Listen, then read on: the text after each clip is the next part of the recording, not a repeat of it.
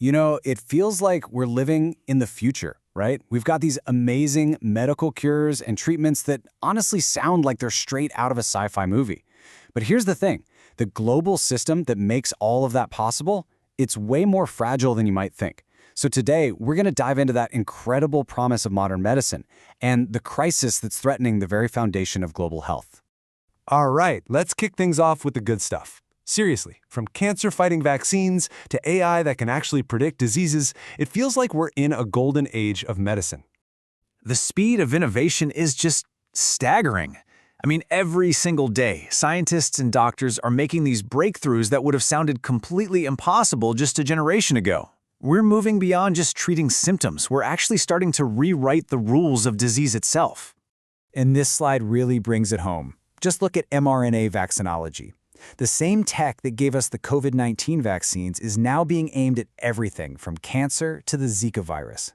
We've got new drugs for type 2 diabetes that are also revolutionizing weight loss. Or how about this? An injectable that can basically eliminate bad cholesterol with just 2 shots a year. And then there's AI that can spot life-threatening sepsis hours before a human doctor could. These aren't just small steps forward, they are absolute game changers. But, those incredible headlines, they really only tell half the story. Behind every one of these miracle cures is a super long, super expensive, and incredibly difficult journey. Let's peel back the curtain and see what it really takes. So what does it actually take to get one of these amazing innovations from a lab bench all the way to your local pharmacy? Well, the numbers, they might just shock you. First up, let's talk about time. We're talking about an average of 10 to 15 years, a decade and a half of dedicated work just for a single new medicine to go from an idea through all the trials to finally getting approved. Okay, now for the cost. The average price tag to develop one new drug is a mind-blowing $2.6 billion. And what's really fascinating about this number is that it's not just for the one successful drug. Nope. That number actually includes the massive cost of all the other drugs that failed along the way. And that brings us to the biggest hurdle, the risk. According to the Biotechnology Innovation Organization, only about 7.9% of drugs that start clinical trials ever get approved. Let me say that again. That means over 92% of them fail. It is an incredibly high risk, but also high reward business.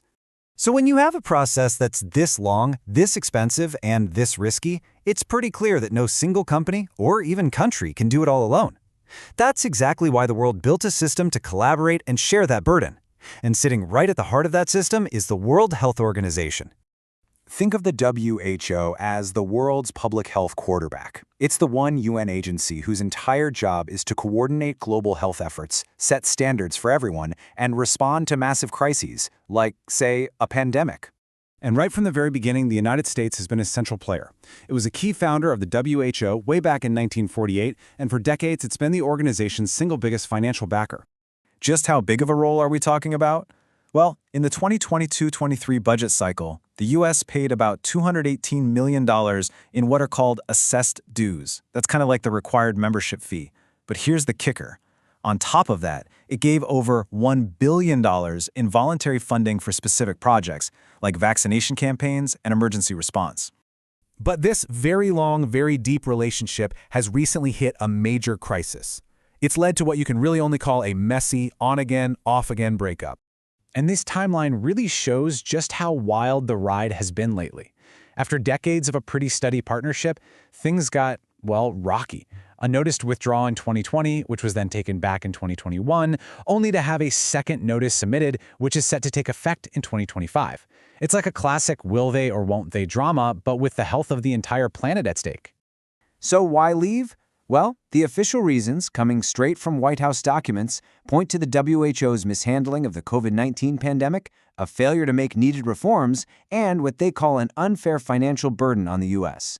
But on the other side of the coin, policy experts are warning about some pretty severe consequences. Huge funding gaps for critical health programs, America losing its influence on global policy, and maybe most importantly, losing access to those vital disease surveillance networks. Now this slide does a great job of mapping out this really complex web of consequences. Let's just break it down. Over on the left, in red, you see the potential negatives. For the world, this could mean massive funding gaps for everything from fighting polio to preparing for the next pandemic. For the US, it means losing technical guidance and access to the WHO's global virus surveillance system, basically our eyes and ears for the next big threat. But over on the right, in green, you see what proponents are pointing to as potential positives. For the world, it could be a wake-up call that forces other countries to step up and contribute more. And for the US, it means saving money in the short term and being able to redirect those funds to issues at home. This isn't actually the first time a superpower has walked away.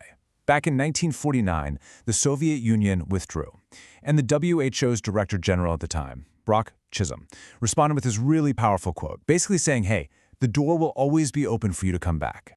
And that history is really informing the WHO's strategy right now. Instead of treating this like a final divorce, they're handling it more like a temporary break. They're playing the long game here, keeping the seat warm and hoping for a change of heart, just like they did with the Soviets, who, by the way, eventually came back in 1955. So all of this leaves us in a really uncertain place. With its biggest contributor stepping back, the entire global health community is kind of just holding its breath, waiting to see what's going to happen next. So when you boil it all down, what's really on the line here? Well, for the world, it's the stability of programs that fight everything from polio to the next pandemic. For the US, it's about influence and intelligence, losing its seat at the table and its eyes on emerging viruses. And really, for all of us, the future kind of hangs on a simple question. Can we still work together to fight threats that couldn't care less about our borders? Which really leaves us with this fundamental question.